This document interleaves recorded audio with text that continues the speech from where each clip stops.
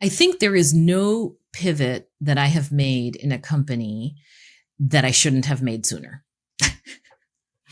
um, I think the thing is that pivots are hard.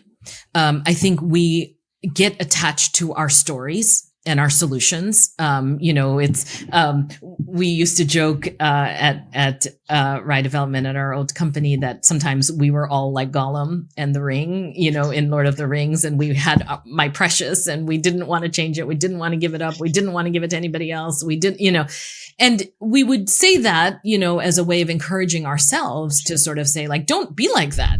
Welcome to EIR Live, where we dive into the lives and lessons of entrepreneurs in residence. I'm Ilya Tabak, together with my co-host Terrence Orr, ready to bring you closer to the heartbeat of the innovation and entrepreneurial spirit. Every episode, we explore the real stories behind the ideas, successes, setbacks, and everything in between. For everyone from aspiring EIRs to seasoned pros, EIR Live is your gateway to the depth of the entrepreneurial journey and bringing innovative insights into the broader world. Check out the full details in the episode description, subscribe to stay updated, and join us as we uncover what it takes to transform visions into ventures. Welcome aboard. Let's grow together. All right. Well, it's not every day that we talk about infrastructure and innovation discussions, but it's becoming a little bit of a theme. This is not the first discussion, which to me is super exciting, because many of the things that we rely on and are using today, this camera powered by electricity, the internet powered by telecom, all have worked for decades, if not longer. And so it's exciting that we have Ramya with us to discuss her journey and sort of her insights on the many different layers of the onion of infrastructure. Ramya, thank you for coming on the show and spending some time with us. Maybe, normally we just begin these discussions from, let's go to the very beginning, but your most recent kind of jump from, being the leader of an infrastructure company, sort of in a tech environment, to being an EIR at a really cool innovation program is a pretty big leap. Maybe we'll start there on, kind of, what's it like to make a transition into sort of being in residence as opposed to like a hardline entrepreneurial leader? And maybe we can kind of start the conversation there. What a terrific question. But first, let me just take a minute to thank both of you for inviting me on here. Conversations between folks like us who I think have, multiple, not only interests, but multiple experiences at what I broadly would call like translation among fields. It's always a pleasure. So I'm really appreciative of the opportunity to be here with you all today. So as you rightly said, I stepped down from my role as founder and CEO of a company called Malta, which was commercializing a technology for grid scale energy storage. And the primary thing that I found myself craving at the end of 6 years of a lot of intensity, as I think any entrepreneurial leader will relate to, when you're leading an organization like that, you become a monomaniac. I went to sleep thinking about energy storage. I woke up thinking about energy storage. My dreams were populated by different forms of energy storage, et cetera. And so what I found myself really craving, other than a little bit of time off, which I was lucky enough to have the opportunity to take, was elevation and perspective. And I think that is so important for all of us who've been on these intense journeys, entrepreneurial or otherwise, because what happens is that you really start to see things in very much a intense and productive, no doubt, but tunnel vision kind of way.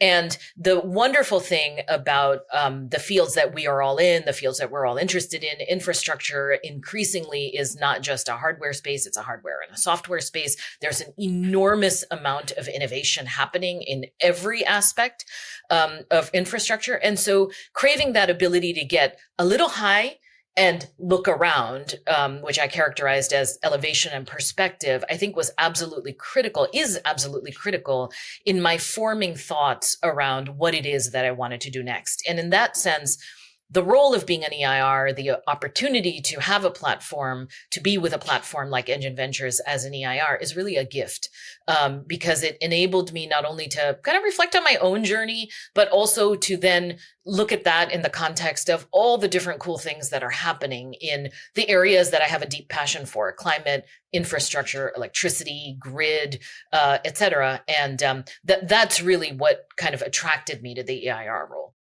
Amazing. And it's so funny because you sort of hit on a couple of things that ring really true with me. I mean, that monomaniacal thing is for sure when you're kind of driving, like I will say though, maybe we'll dig into the context point, kind of your background, both kind of where you grew up as well as educational background actually gives you like a really rich context to bring to the infrastructure and sort of infrastructure commercialization conversation. Let's dive into that a little bit.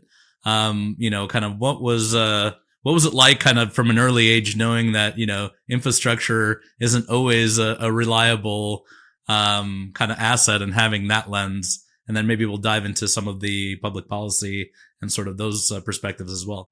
Absolutely. So I grew up in Asia. I grew up in India and in the Philippines. My family's Indian, and I spent the early part of my life in India, and then actually moved. My father got a job in the Philippines, and I moved to the Philippines. And India and the Philippines shared one aspect among many, and it really has to do with your point about infrastructure, which is that, although we often hear in the news that there's, 1 billion people who live off grid, certainly I did not grow up in that environment. I grew up in urban Asia, which is very much networked, has access to all kinds of infrastructure, not only on the electricity side, but water, sewer. However, it was extreme and continues to be. It was and is extremely unreliable. So to give you just one story that can help maybe listeners visualize that. I spent a good deal of time living in an apartment with my grandparents. And they lived in a multi-story building in Chennai, which is in the southeastern part of India. And at the time that I was doing that, Chennai actually experienced acute water shortages. That continues to be a fact of life in various parts of India, in Chennai specifically. People buy water by the tanker. And there is a public municipal supply of water. When I lived with my grandparents, we would get water for half an hour every other day from the tap. And otherwise, you relied on your private supply of bought water. And so for that half an hour every other day, we used to joke that, if, the most important person in the world, himself or herself, showed up at our doorstep and rang our doorbell, we would not open the door for half an hour, because for that half an hour, the attentions and efforts of everybody in the household were focused on, having every faucet in the house running, every tap, every bucket, every container that we could catch water in. We had a reverse osmosis water filtration system that we would then fill up and, capture water there. So the attentions and efforts of everybody in the household were completely focused on how much water can we get to tide us over for the next few days, which would then reduce the amount of water that we would have to buy commercially. And that you can take that. I wanted to give you that very specific example. And it was a job that, in some ways, it was a great equalizer. Everybody participated in it. It was true not only for us, but for our neighbors, our upstairs people, downstairs people. It was sort of like everybody. And in different neighborhoods, you got water at different times, so it was a very much a shared experience. And one, certainly people enjoyed complaining about, the lack or the quality or, what happened, or you couldn't catch water that day, et cetera. And so while there was some amount of social bonding, the reality of the situation is the electricity grid was the same way, perhaps not as regular, right? But regular, what would be called load shedding, right? Where if all of a sudden there was too much demand for power on the grid, your area would go down. Sometimes they would tell you ahead of time, but many times they wouldn't. So I grew up very much in an environment of sort of having a sense that all of these systems were very fragile. We were very grateful for them. I mean, we certainly understood the value of water, power. Much later, telephones became like that as well. I actually grew up, not every household had a telephone, inside the household. My grandparents lived in a kind of at that time in a rural area, and the only telephone on their block was at their neighbor's house. And I now tell the story and my children can hardly understand, but to get a phone call, you would have to organize it with the person who was going to call you, that they would call the neighbor, and you would have to show up at that appointed time to the neighbor's house in order to be able to take that phone call. Unless of course there was an emergency or something. And so, the sense that, infrastructure and its benefits were not universal, they were not universally accessible, and that they were not to be taken for granted was very much a sense that I grew up with. And I dare say practically everybody who grew up in a situation like me probably has had a similar experience of feeling like those public services that we kind of take for granted here in the United States were actually kind of fragile. Were actually not to be taken for granted. I came to the US first for college. Back in the 90s.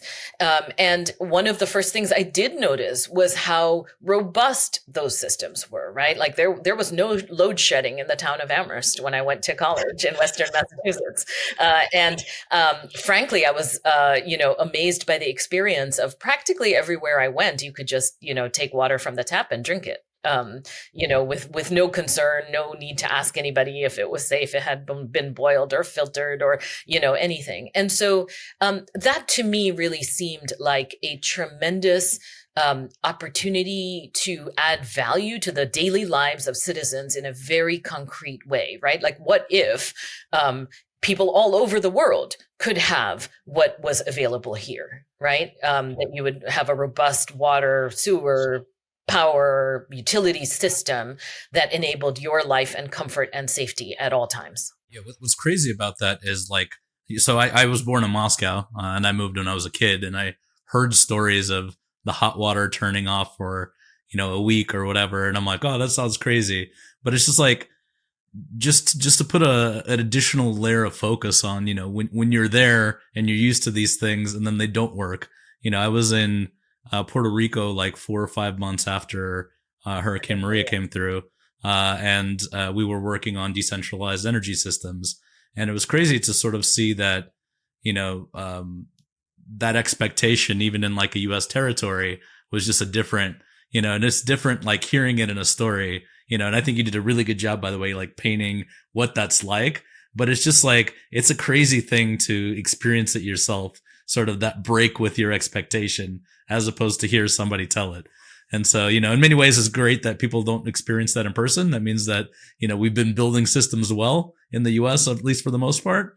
But it's like, it's pretty eye opening. It's like a visceral, sort of break with expectations. So I just wanted to kind of double down on that a little bit. I love the story that she shared, because in many ways, it's the infrastructure to Ramya's life, right? And her life's work, right? And I think that's important for people to understand and to know. And you talked a little bit about that journey to sort of go into this small town in Amherst. But double down a little bit more, Ramya. You studied anthropology, right, in undergrad. And then you went on to study public policy. Talk to us about your educational background and how that informed what you saw in your upbringing. And how do you marry those two things, your educational background, what you saw on the ground in Amherst? Talk to us about how you spent your next 4 years in college and how that informed what you're doing today. What a lovely question. I feel like I have to start with the statement that I've actually never been educated for anything that I've done professionally. So I say that as a statement of hope for everybody, right? In the sense that I think what we want to do in our educational experiences is to learn how to learn.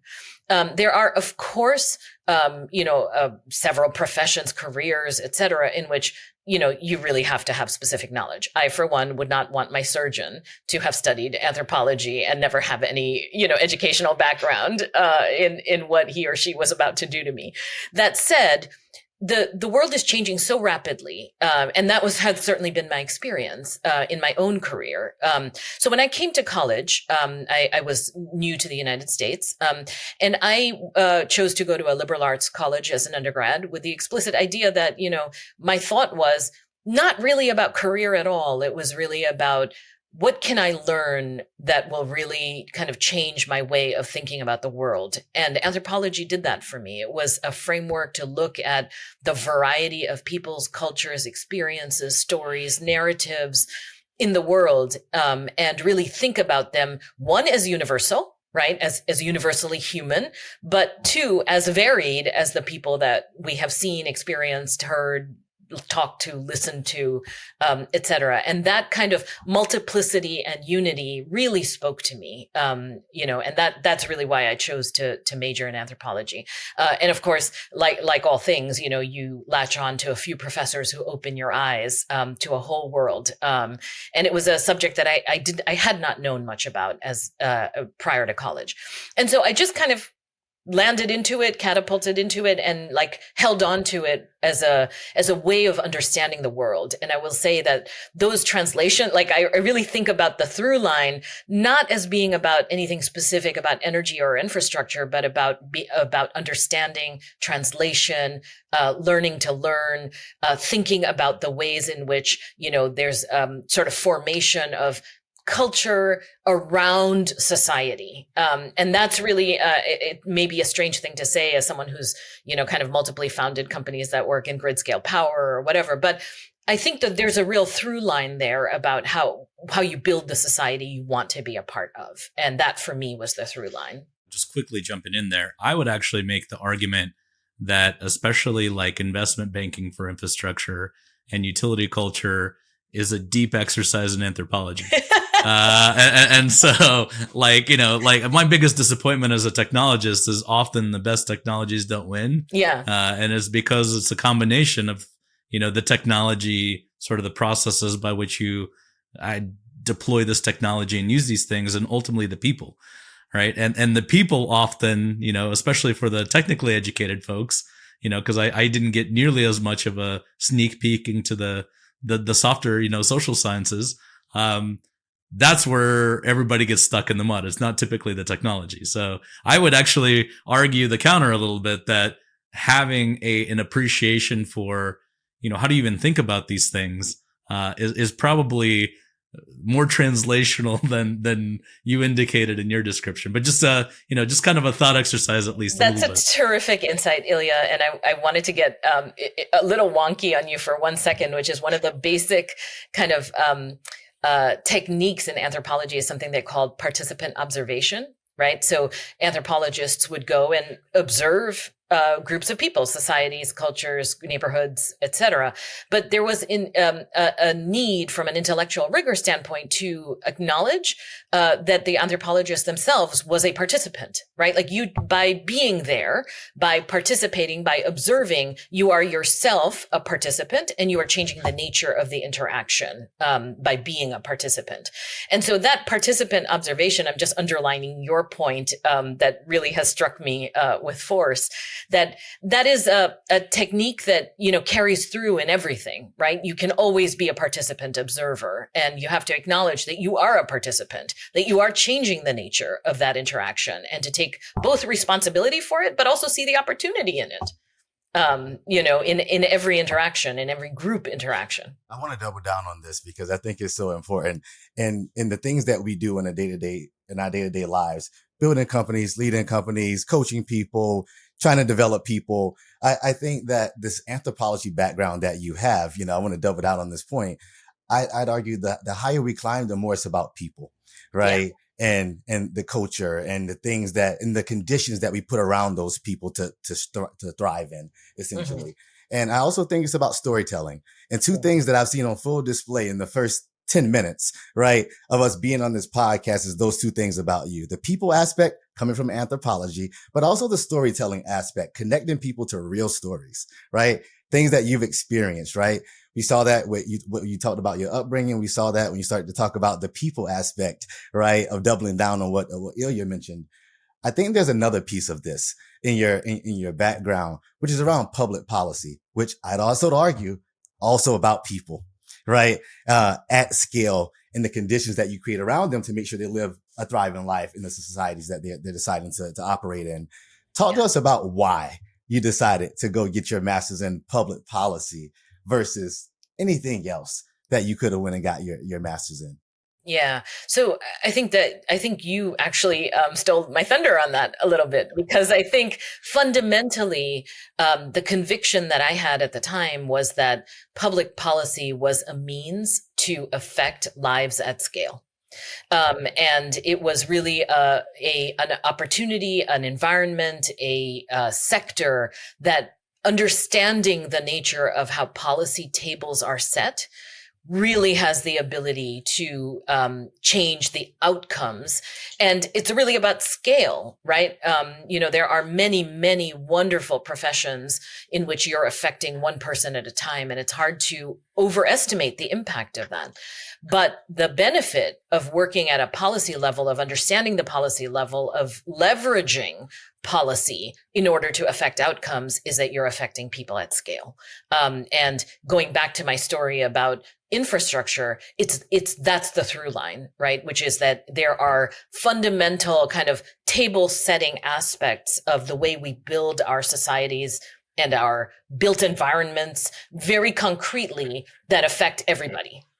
And that was really the scale at which I wanted to be involved. And so that's what drove my decision to work in public policy. And to whether or not ultimately I became myself part of the policy landscape, it felt to me like a fundamental part of what I needed to leverage in order to do what I wanted to achieve.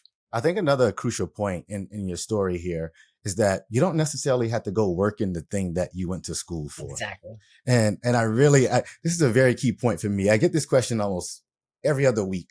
Every time I sit on a panel or something, people go, well, you studied marketing, you went to law school, you did this thing, but I don't do any of those things today, right? Literally. I'm not a lawyer. When I became a product manager, every single person had an engineering undergrad degree and an MBA, almost literally. And I did not, right? So, but I was really good at talking to customers, understanding their pain points, understanding the market dynamics.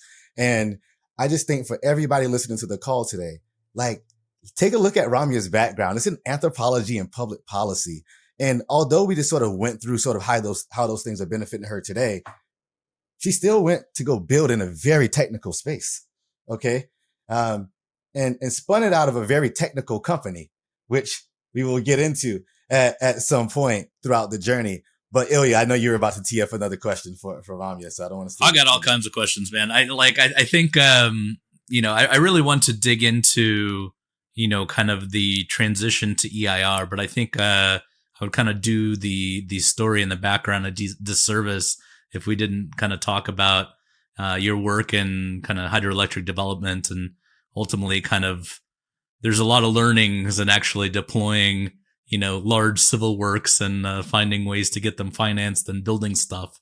And so I want to spend, and I think that probably informs a lot of the commercialization and translational stuff later. So I want to spend a few beats there, kind of maybe picking up the highlights, some of the things that were expected, some of the things unexpected, maybe what you think you kind of learned from that period.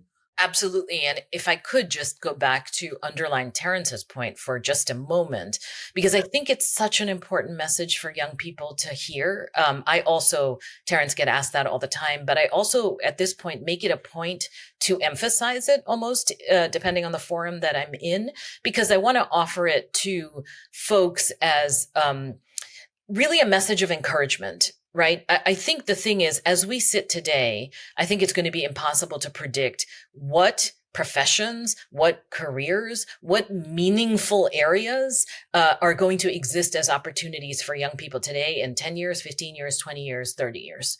And certainly I would have never predicted any of what I have done for myself.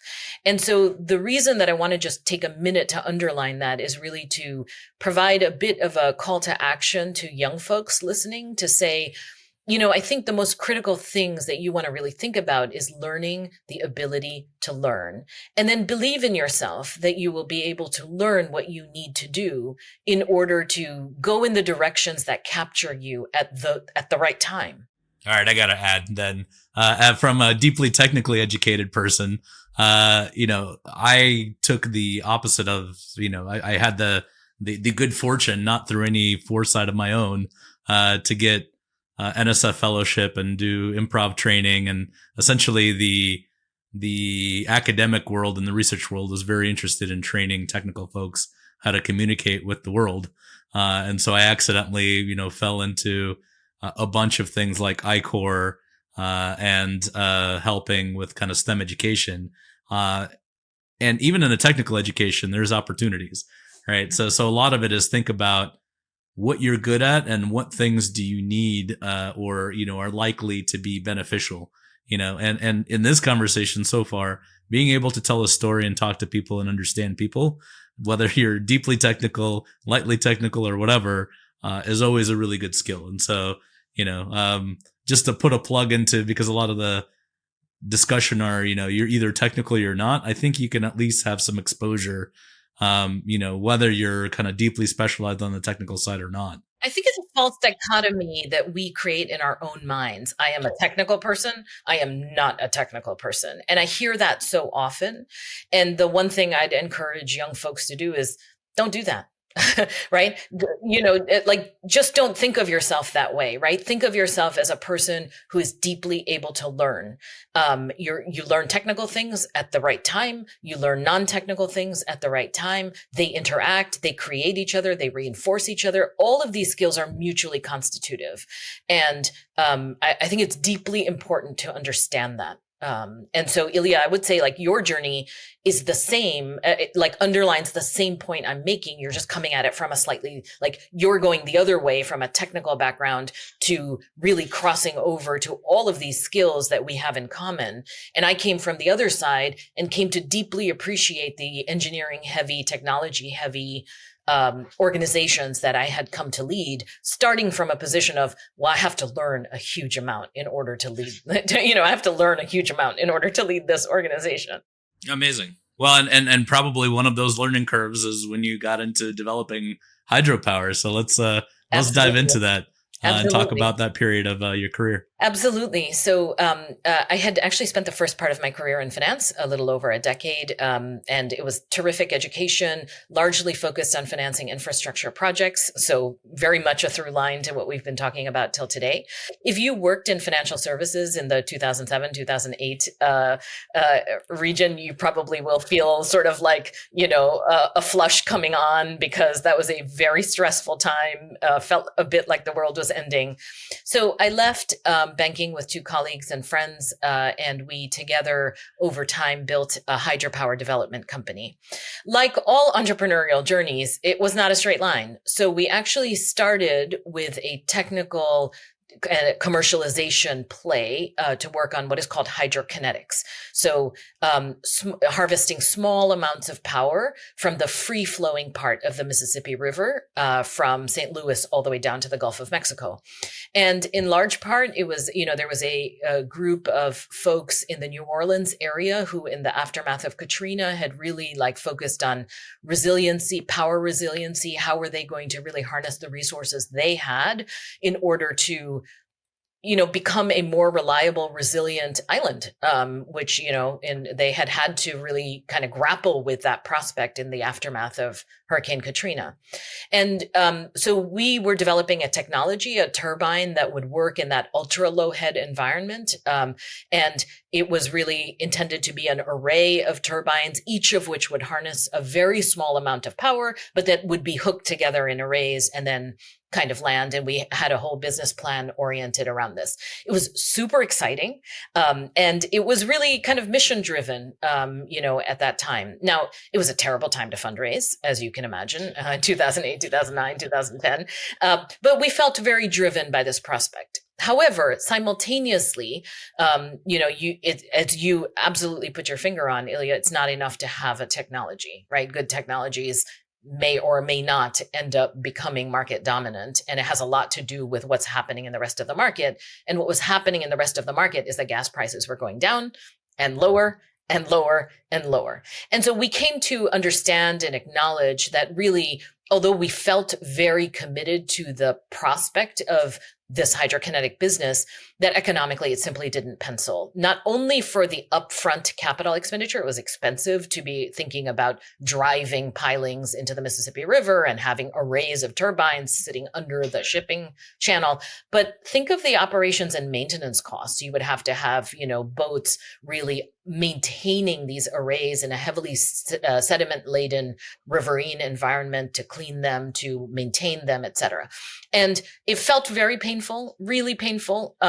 But we had to acknowledge, and we were bankers after all, so we did understand the economics. We had to acknowledge that the economics simply didn't pencil.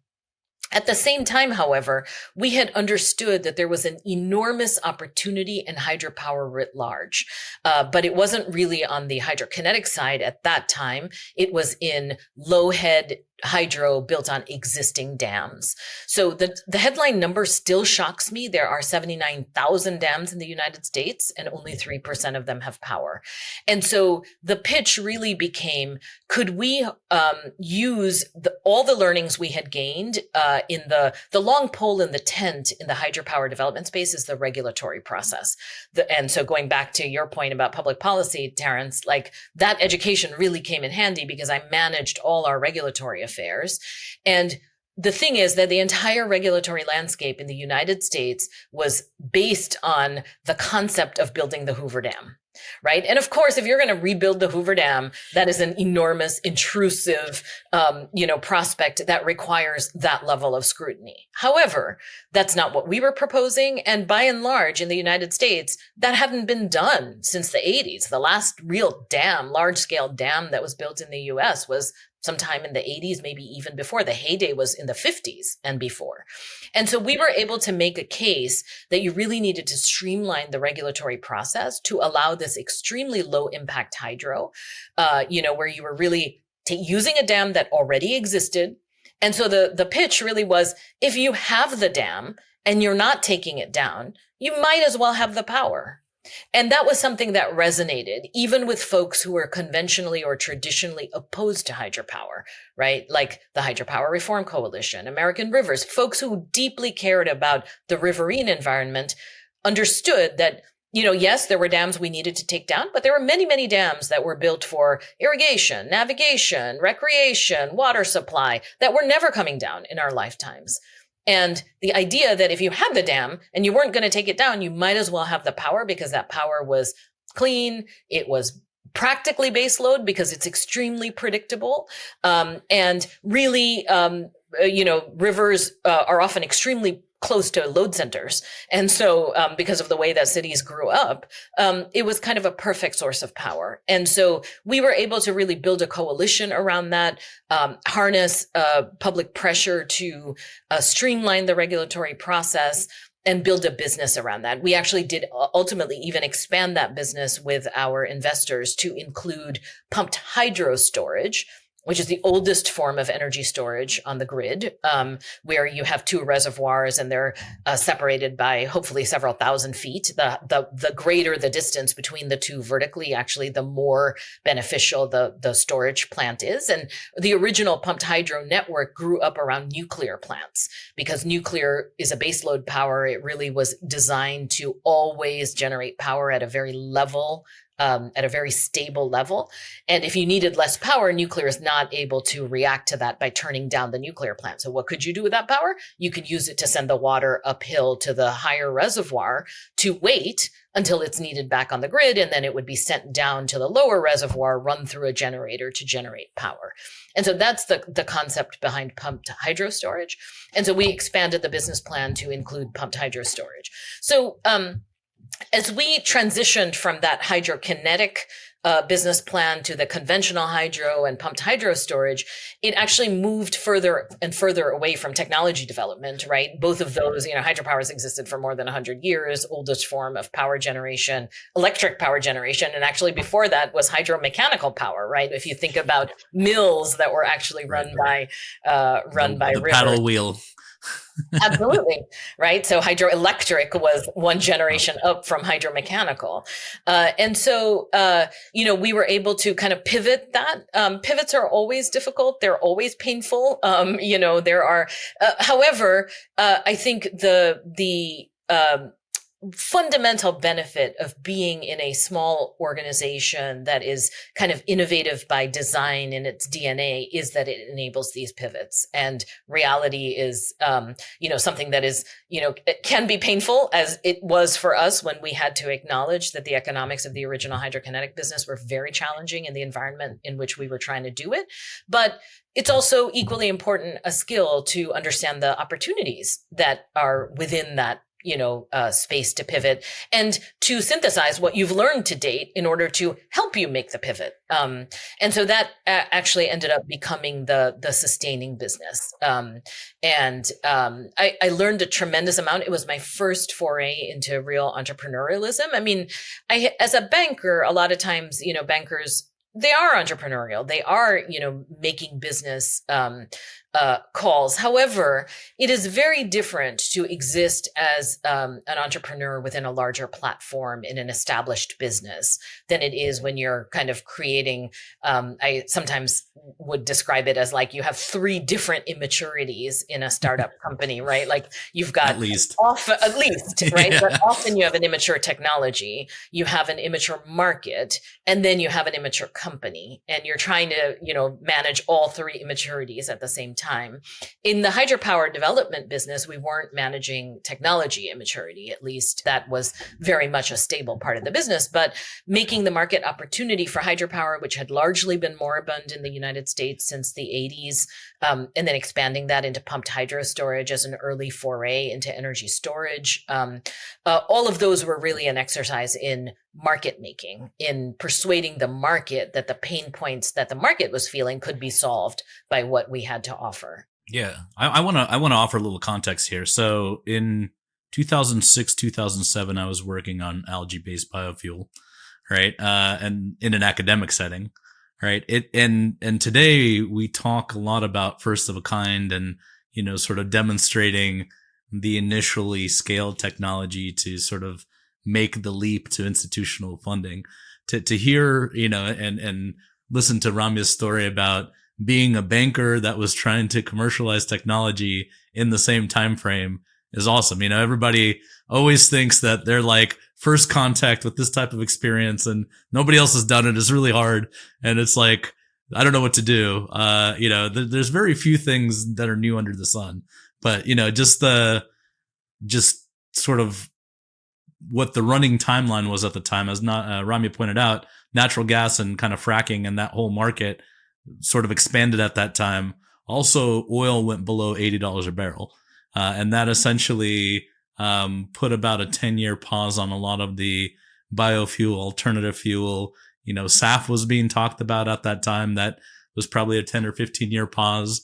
And so to be, doing innovation at sort of the market finance layer of and also at the same time, there really wasn't that many infrastructure funds, right? Today you hear about kind of infrastructure capital and how pension funds are really excited about coupon rate returns for 30 years. And there's nothing like power and infrastructure to do that. 15 years ago, almost 15 years ago, it was a different environment. So actually almost 20 years ago, man. It's I want to kind of bookend that with what was going on in the rest of the world. So kudos to you for being you said bankers aren't known for being entrepreneurial, but I would argue that you were doing some pretty interesting, just this couple weeks ago, maybe a month ago at New York Climate Week, I was sitting with a bunch of insurers trying to figure out how to do risk transfer, right? And many of the same things that you're talking about today, and they're still trying to figure it out, right? So just kudos and a little bit of context for our audience here.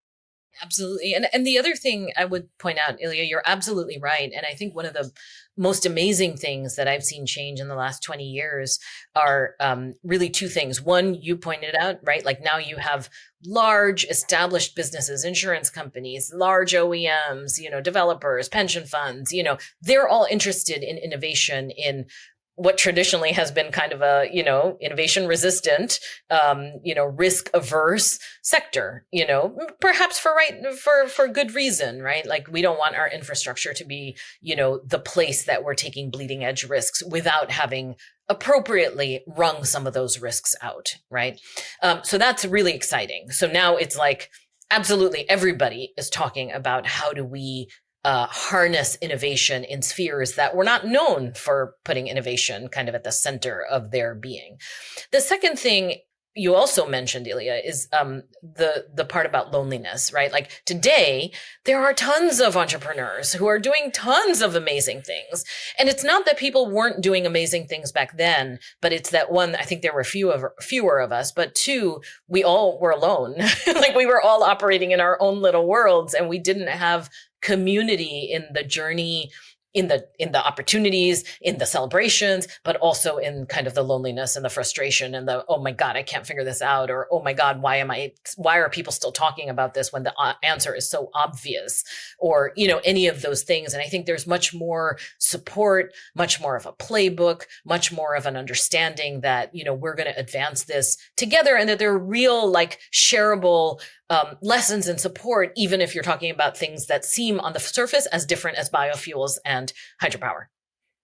However, they have a huge amount in common. They really do, in terms of the commercialization journey. You talked about two things just now, Ramya, that I really want to sort of double down on. And if you can provide some advice for the entrepreneurs who will be listening to this podcast. You talked about, one, I love talking about the power to pivot.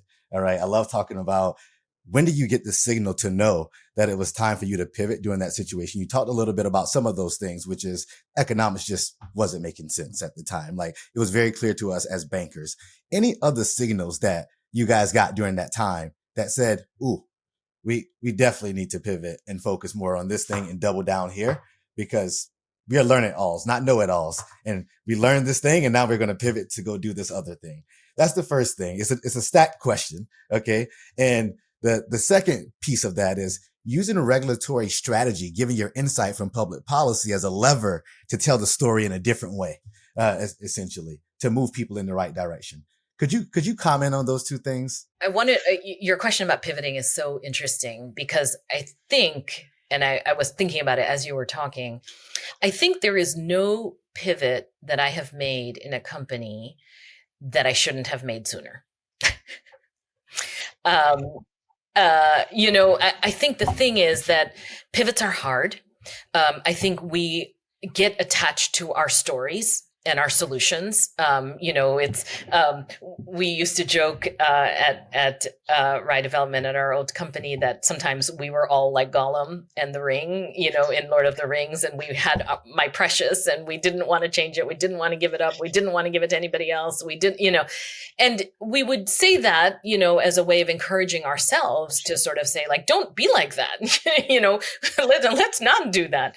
But I think the temptation, because, as an entrepreneur, particularly in a startup environment, you're pouring your kind of, your heart into this thing. And it becomes really hard, I think, to acknowledge that it needs a fundamental change. Sometimes it needs to be jettisoned altogether. And maybe it needs a reframe. So, I've pivoted multiple times in multiple companies, as I'm sure every entrepreneur, in this environment could say the same thing. At least for me, I would say that if I had to look back and digest a lesson and share it, I would say, I think often we know when we need to pivot, but we resist it. So it's not that, yes, we were bankers and we understood the economics, but, we heard it from other people. We had investors, we had a board, we heard it from new investors. We heard it, we read it in the news. I mean, it was evident. And I think we resisted it until we could no longer resist it. And maybe that's human nature. But I think the challenge is to really encourage yourself in your journey to listen to the signals and then to act on them, because I think it's human to not want to because it's painful. I think maybe just in my experience, I think the act part, right? And acting aggressively is the key. Because I think from the sort of the pivot point, when you're kind of taking the thing and you're thinking about, a lot of the time, some of the action pulls back, right? And I think in many of those situations, it's not necessarily, at least in my experience, whichever way you go, it's fine. The wrong decision is not to do anything. Correct. Right? Or to think about it or to sit. And that's where I see a lot of folks as they're sort of in the process of turning the ship, they forget that they still have kind of a destination. Yeah. Right. And so I would just kind of maybe double down on the act part, because often the folks that act aggressively in whichever direction figure out that, that was good or bad and can adjust course quickly. Whereas if you sort of don't have as many at bats, you're probably not making too much forward progress. Absolutely. And I think it also points to the need to have a safe, stable set of folks that you can talk to with no risk, right? Like, what if I, changed everything tomorrow, right? Can you think that through with me? Can you play it out? And a person or a group of people that are not going to then take that as anything other than you're hypothesizing in safety, right? Because I think it's important to think it through before you act. But I agree with you, Ilya, that not acting is also a decision, and usually the wrong decision. Right? It doesn't matter in some ways, like which direction you go in, but you got to pick a direction, call it, and move, particularly when you're leading other people. I think the other thing that I want to call out here is your comment around, it's a lot, you didn't use the word easy. So I'm going to use, this is not what Ramya said, but I'm going to use this word. It is a lot easier to start something with a large platform and with the resources of a larger company inside something and be entrepreneurial than it is to do it externally with none of those people, that brand equity that they bring to the table and all of that good stuff. When I got my lesson in entrepreneurship, it was on training wheels is what I like to describe it to people, which is, I became an entrepreneur inside of a corporation where I became an entrepreneur and I incubated something. And I was like, oh, I know I'm good at product, right? It can't be that hard. It's really hard. Yeah, right. When it was time to actually go do it on my own outside the corporation without legal, without HR, without all the resources that I had, I was like, oh my goodness, this is very hard to do. And you get humbled very quickly. And you start to realize that I need to humble myself. I need to learn from other people around me who've been on this journey before, get good mentors, get good sponsors around you. And you're learning every single day. Every day you will not know something. Every single day. And you just have to be willing to go out and learn that thing and not beat yourself up about it. And every single day you feel imposter syndrome. Every single day. Absolutely. And I just want people to understand that, and I just think it's a very key point that you mentioned. I just don't want it to get lost in the great storytelling that you have around. It's just hard to do this thing on your own without the platform of a bigger entity. It really is. And the other thing I would say, you're 100% right about all those things, Terrence, about, being humble, learning, making sure you don't judge yourself, give yourself a break and all those things. But you also have to be an optimist. You have to believe that you're making progress and that you're going to get there. Because it's otherwise it becomes an impossible load to shoulder. Right. So you have to believe that you're doing good. In whatever metric matters to you, right? That you're moving in a direction that is positive and that you're going to get there. You have to believe that. Amazing. So you mentioned community in sort of the, deep tech, climate tech, energy transition world. I mean, in many ways, EIR Live is about sort of community for EIRs. And so you've had a couple different awesome encounters as an EIR, kind of the Google X with Malta experience, and then now over at Engine. Can you talk about kind of how those two are different from each other, and maybe kind of compare and contrast them a little bit? And then we can kind of dive into a little bit into the nuts and bolts of your EIR experience for our community here. Absolutely. So I wanted to just be clear about one thing. So when Google approached me to spin, so they had been incubating the idea for what was then Project Malta at X at the Moonshot factory. And they approached me about leading the spin out, putting the business plan and the syndicate of investors together.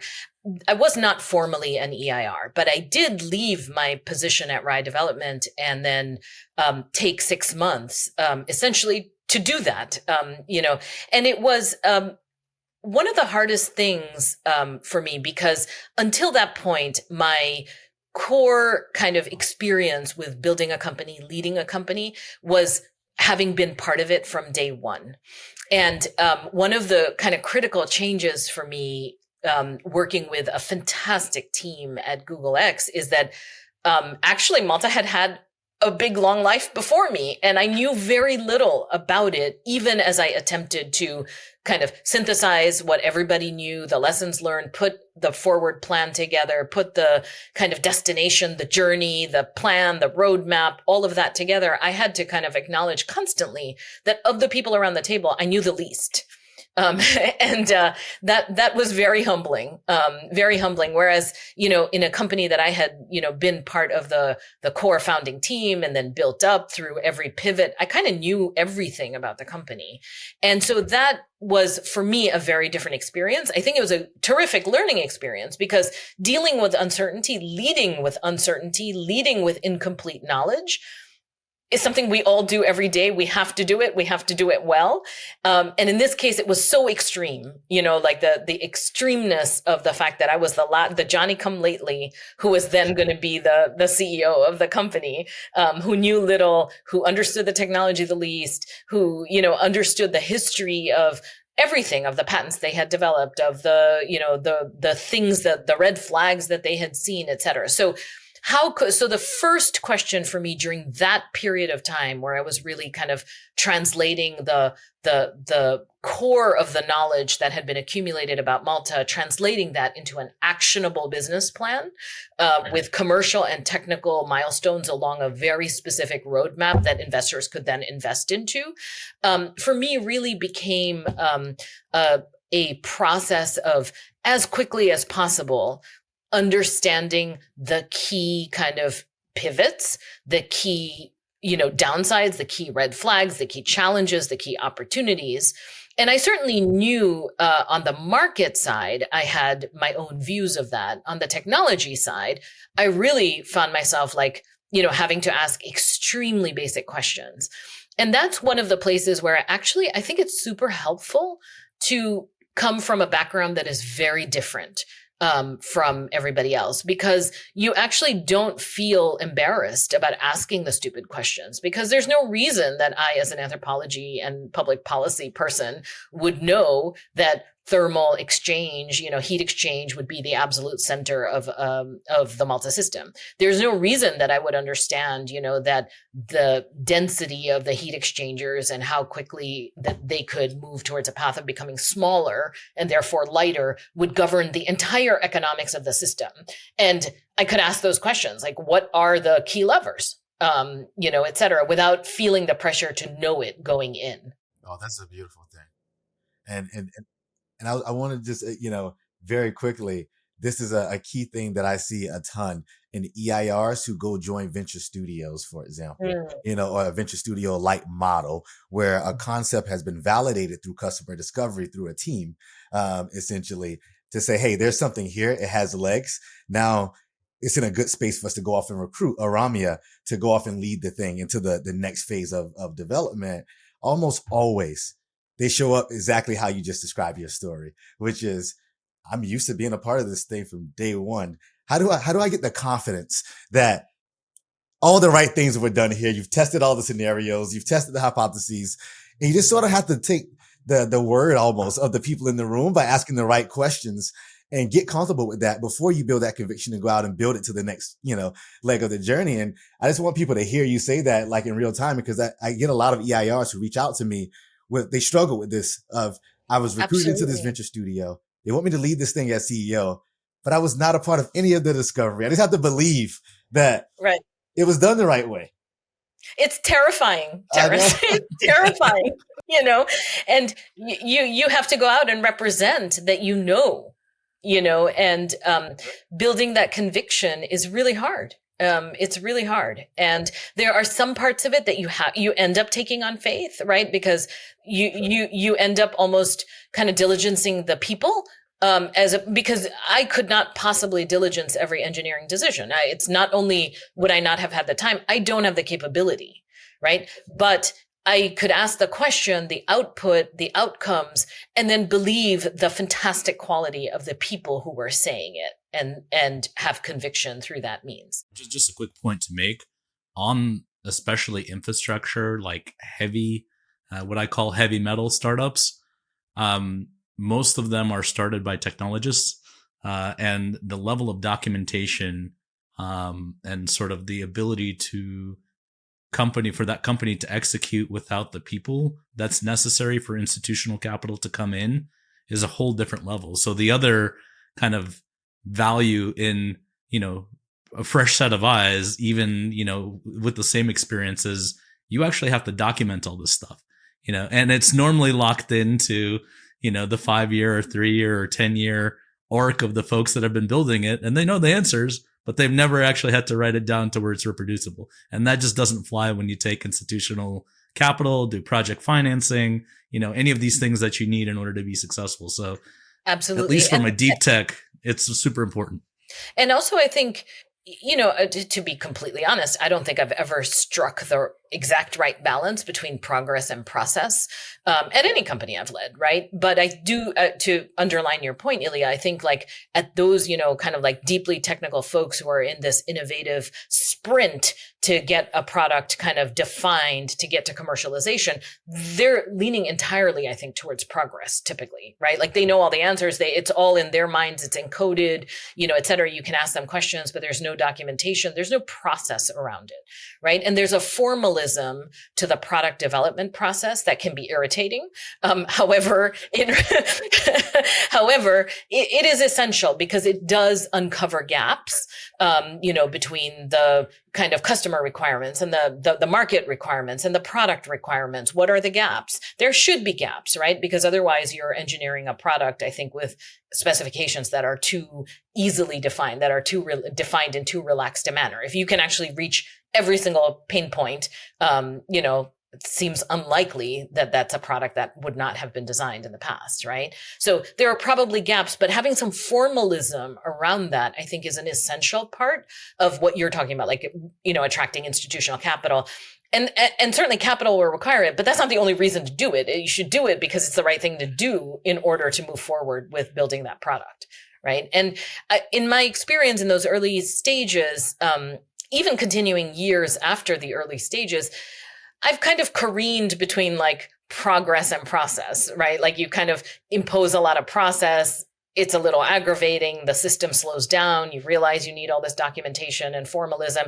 And then you're like, oh, but now I need to really like do a sprint on the design side, et cetera. And then someone comes in and says, I don't like your cybersecurity protocols at all. You need to have totally, some institutional investor or commercial partner or large OEM or, whatever. Like, no, this is not how we document anything. Like, redo it all this way. And then you kind of move towards a little bit of imposing process and then, et cetera. So that's what I mean by the company is immature. You don't have the scaffolding that you might, Terrence, have talked about. Like, not only do you not have legal and HR, you also don't have like an inbuilt, DNA ready process for doing things, right? So people would, anytime, somebody would say like, what's our process for blank? My response would be like, yes, come up with one, please.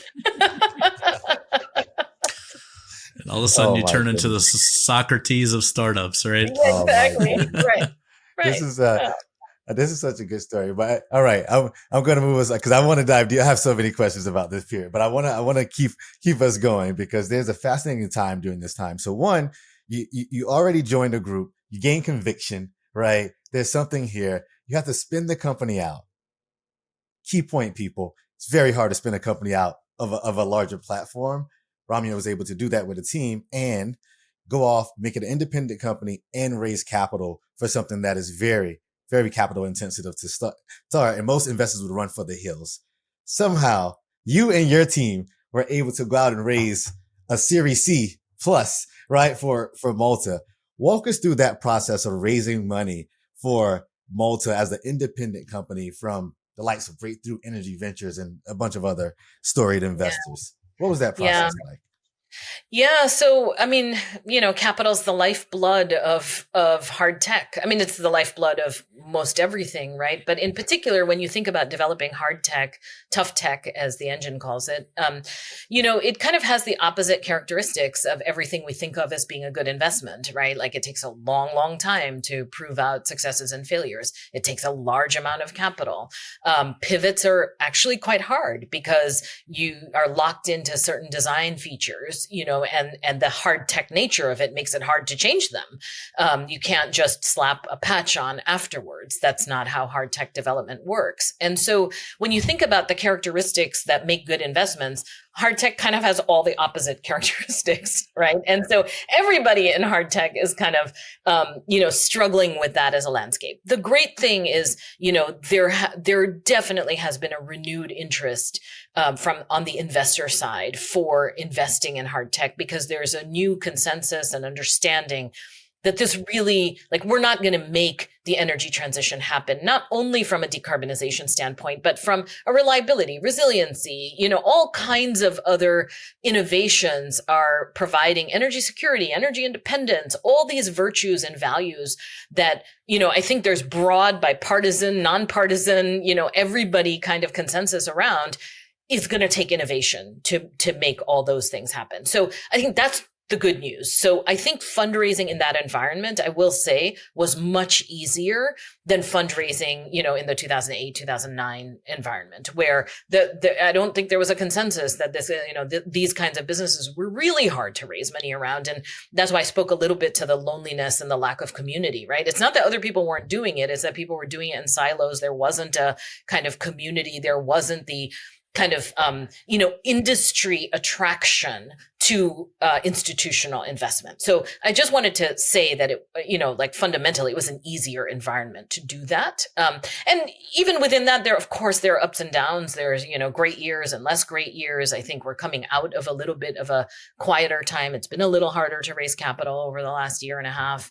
As diligence process have gotten longer, exits have gotten fewer, et cetera. I think I see some signs of some unfreeze, which is hopefully good news.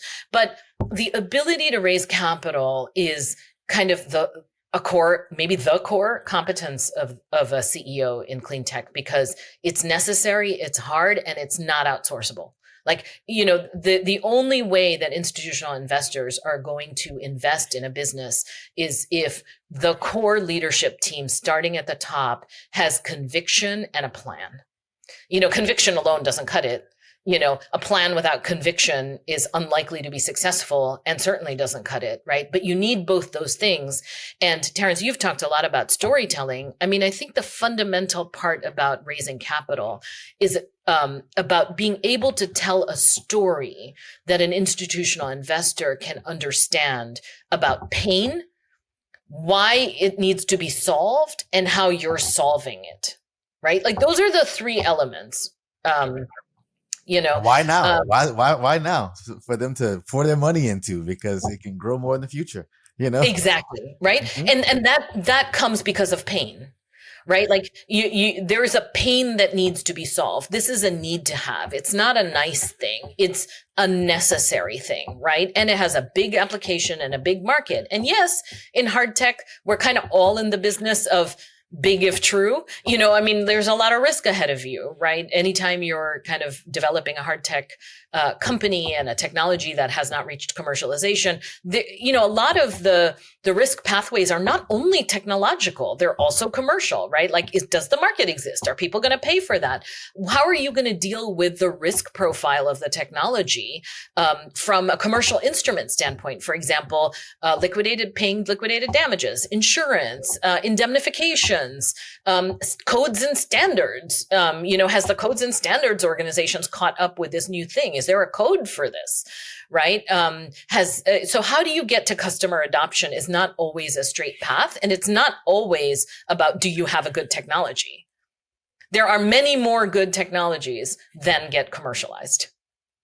Did you guys hear that? One more time for the audience. Oh my goodness. There are many more good technologies than get commercialized. And it's for all kinds of reasons, all kinds of reasons. And some of them are heartbreaking, but they are nevertheless true, and they are constraints, right? So, having the kind of ability to look at that in a holistic way, which is to say you've got a technological roadmap, you've got a kind of market roadmap, and you understand what are the levers and things that need to change in the markets, the codes, the, kind of ancillary commercial space, which is not just about getting capital to, fund either the technology development or the project development. But as I mentioned, like, how are you going to pay for liquidated damages? What's your balance sheet? Are you credit worthy? How are you thinking about those things? All of those go into the fundamental equation, and they're very complex. And you have to understand how to, one, realize that they're there, but two, to tell a story about that in a way that somebody can understand. What I love about, generally folks that have been entrepreneurs and then become entrepreneurs in residence is many of these stories that you're telling and kind of perspectives that you're sharing come from, real encounters with reality, right? And also there's sort of a framework on when you see it again, and you sort of look out into the world, you have some heuristic on how to prioritize and navigate. And that, I think, is actually sort of the intangible and the real value of having an operator or somebody in residence that has that background. So I love, as I'm like listening to you talk through these issues, I can only imagine like the tangible things. Maybe if we could take a little bit of a moment to just share kind of some war stories and challenges along the way, because I think those are some of the things that typically get remembered the most vividly, right? And ultimately kind of alter this perspective. So if we can spend a little bit of a moment there, I just I'm sure there's a lot of really good ones, but if you could share one with us that we can kind of dig into a little bit, I think it'd be great for the audience. Yeah, absolutely. And I was smiling as you were speaking, Ilya, because when I was in banking, I worked with a compliance officer who used to say that, what she really looked for in bankers was good judgment. But the thing is that good judgment came from having had bad judgment in the past. And so I think all of us can relate to that, which is to say that, we all come by our knowledge and our experiences honestly, right? We've all made mistakes. We've all learned from them. We've all, vowed never to make those mistakes again. And if we're super successful, we'll make other mistakes, but not those ones, et cetera. And so I was just smiling when you said that, right? It's important to have a heuristic, and the world is path dependent. So we all have these heuristics in our mind that arise out of the specific experiences that we have had, and so, et cetera. So let me maybe give you a major pivot in the Malta story that actually ended up being part of the success of the company, but didn't feel that way at the time. Felt very difficult at the time. So when I first met the Google folks, they had really thought about the design process for. So Malta is grid scale. Maybe just taking a minute to explain what the company is and what the technology is. It's grid scale energy storage, and when I first met the folks at Google, one of the things they told me is think about Malta just like pumped hydro storage, but without the hydro. And it's a great frame to look at it, because instead of pumping water from a low elevation reservoir to a high elevation reservoir, you're pumping heat from a low temperature reservoir to a high temperature reservoir. And when we had originally put the business plan together, we had thought, the fantastic technical team at Google had put together a plan. I really liked it. And I want to say, like, all our investors really liked it, that we were going to start with a smaller product, 10 megawatts, which in the scale of the electricity grid, it's certainly large, but it's not super large, right? So large power plants are really in the hundreds of megawatts. And so we started with this idea that we were going to design a 10 megawatt plant, which would, be an appropriate storage facility for a large CNI type customer, maybe a microgrid, that kind of thing, but would not by itself, be able to firm the output of a grid scale solar plant or wind plant or replace a coal plant or anything like that.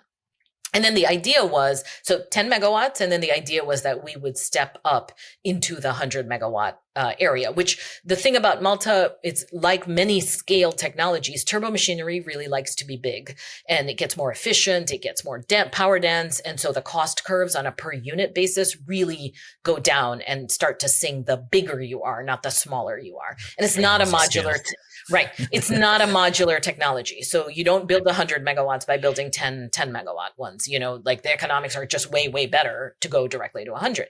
So we had put this whole roadmap together. We were going to do 10 megawatts, prove it out, smaller bite size, and then move to 100 megawatts. We then started talking to, older, wiser folks, not necessarily older, but certainly wiser folks. And one of the, and we had gotten quite a far way, including with technical partners, including with design parameters, down the path of designing a 10 megawatt plant.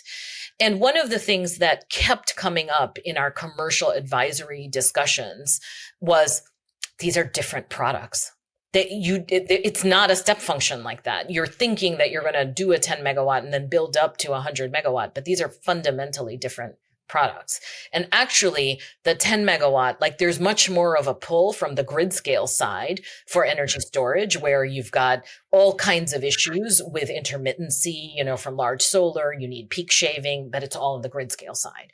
And so you're not really, from a market adoption standpoint, it's going to be much harder to find and this was back in 2018, right? Market dynamics have changed since then, 2018, 2019. It's going to be much harder to find individual C&I customers that are willing to buy a standalone storage technology, on site with a molten salt kind of storage unit, with all that entails, and really get it to firm their incoming power. That's really not something that is a step function in the way that you are conceptualizing, you meaning me, right? Like this was the advice I was getting. And to be completely honest, as I said before, I think every major pivot I have seen and made in a company, I've probably waited too long, right? It was clear to me that there was really a kernel of truth here, right? And in fact, if we were to switch to 100 megawatts, even at the incipient stage of design, we could see that we'd probably have to start with a clean sheet, right? Like it wasn't just a matter of adapting the size or taking some different turbo machinery. It really was altogether a different system. You would have to start with clean sheet design, clean sheet compressor, clean sheet, et cetera. Making that pivot, building the consensus around it, starting with the investors and the other stakeholders, the technical partners, the commercial partners, the team, who had poured their hearts into designing a smaller system to some stage of maturity. That really kind of ended up taking me the better part of several months, and kind of pivoting that within the same company, within the same stakeholders, within the same team. So this was not about, going into a different business or anything, but it was really about kind of pivoting the strategy and understanding the market pull and what we would need to do from a technical perspective. And I would say, I think I still have some gray hairs from those months. No, that's amazing. Well, and it's funny because as smart as technical folks are, many of them haven't actually, in building heavy metal stuff, the balance of plant is normally more than 50% of the cost of the thing. And people are used to being experts in the widget, not in the thing that they plant the widget into. And grid level storage is the ultimate widget planting exercise. And so I can't even count the amount of times that people tell me that, hey, we can make this thing really cheaply and then we got to transport it 1,000 miles. I'm right. Like, it's not going to work because it's really cheap. Transportation's really expensive. Or right. We're going to build one of these and then we're going to use 1,000 of them to generate, at scale. And I'm like, highly unlikely that that's going to be, and it's funny because very smart people are not able to sort of think through all the moving pieces. So absolutely. And remember that for a lot of these technologies, and it was certainly true of Malta, like in 2018, there was no market for energy storage. So it's not, the market is developing at the same time, like you're building the airplane while you fly it, right? And all of a sudden the conditions are different and you're looking around saying, oh, well, the market pull's really coming from a different place than I had imagined, that I thought I saw, 9 months ago. And that was, maybe it was predictable, but we didn't predict it. I don't, it's hard for me to say exactly if it was predictable, right? But we had not quite appreciated that in exactly the same way. So it's not like you can just go to a customer in a lot of these cases and say, like, what is it that you want? And they will just give you a spec sheet and you can build that thing, right? That is not how this works, right? You're hypothesizing. It's sort of like, a space mission, right? You're hypothesizing the kind of orbit of where the market is going, and you're shooting to the point that you think it will be at the time you are ready to intersect it. Right. In a non-deterministic universe. Correct. Where the laws of gravity don't apply. In a path-dependent, right, totally path-dependent universe. Amazing. Well, I mean, you like this whole background and your journey to this point gives you a really interesting kind of perspective. Looking forward, like what are some of the trends in kind of infrastructure and energy that you see developing that you're excited to explore as EIR? And just kind of where are things going that have you kind of excited and engaged in your current work? Yeah. So as you probably have heard from my story, my real expertise is in the electricity side. I've been in the electricity business now for 30 years, and I stopped counting at 30. So I will always have been in the business for 30 years. I think we're in a transformative moment on the electricity side. For the first time in decades, we have an environment of load growth, and that is placing like a twin crisis of reliability and affordability, right? I think if you see it's not uniform, it's certainly not true everywhere, but if you look around the country, there are places that are going to see their power prices spike, sometimes in the double digits. And that is going to be an issue in an environment where people are hurting already, right? So affordability is key. And going back to my original point about, wanting to build all this infrastructure because you're talking about the quality of life for people in their daily lives, we cannot build things without that affordability criteria front and center in our minds. And then the other thing is that, for the first time, there are predictions that we're going to be short capacity in the electricity system, sometime in the next 5 years. I think this dynamic is really bringing to fore, an enormous opportunity set, right? Because all of a sudden now, the only way we're going to solve these problems is by innovation, right? The traditional way we would have solved a capacity issue would have been just to build new large power plants, build a lot more gas, et cetera. And for reasons unrelated to load growth, there are supply chain issues, transformers, gas turbines. The interconnection queues are very difficult, if not impossible, to kind of get large generators connected. So we're not going to be able to use our traditional tools to solve what we see as the future problem. And so I think that opens up, a huge amount of urgency. And in those moments of urgency, people are willing to try things, right? Because they got to solve this problem. We've got to do it. And it also opens the door to innovation because we know that the solution is not something we did before. It's going to be something different. And it's not going to be one thing. It's going to be a lot of things because the electricity system is so big, so complex, et cetera. There's hardware, there's software, there's control, there's smart grid, there's transmission, there's, et cetera. So I am super excited about, and what I'm doing right now is exploring that universe, of alternatives, pathways forward at grid edge. And the good news there is that there are so many things, so many tools in the toolkit, some of which exist, some of which exist partially, some of which, almost exist, but need, something to kind of get them to the finish line. And so I think there's an enormous amount of opportunity for innovation. And that's really what I'm thinking about right now. Yeah, just to, not that we have too much time to double down, but I'm going to do it anyway. The future grid has always been about, the 21st century was supposed to be driven by a robust bi-directional grid. And I think your point about innovation is actually, I just want to make sure that our audience recognizes that there's probably people and system innovation there as well. There's a Duke study that was pretty interesting about if data centers were to curtail about 2% off their peak load, there's probably about 100 gigawatts of extra, capacity from the established, already built out grid, right? But that requires better coordination and also sort of a cooperative relationship as opposed to a supplier and an off-taker. And those are innovations that are kind of at the cooperation software coordination layer, right? Kind of people plus a little bit of technology maybe. And so just to draw that out. But for me, what's exciting is if we're actually going to continue to have this demand and be able to sustain it for, 10 or 15, maybe 20 years, we have sort of the ability to really reimagine the grid that we've been talking about for 30 or 40 years. And that to me, like, I think is pretty exciting, right? To your point about having to do something, in many cases, deferred maintenance is not sort of the environment in which you make bold action. And so just to kind of double down on where things may be going here in the near to medium term. Yeah. There's a huge opportunity here. And as you rightly say, Ilya, not all of it is like from inventing new hardware, right? There's all kinds of, there's market mechanisms, there's cooperation, there's software, there's collaboration, there's, different relationships between market actors, all of it. And we're going to need all those tools. Incredible.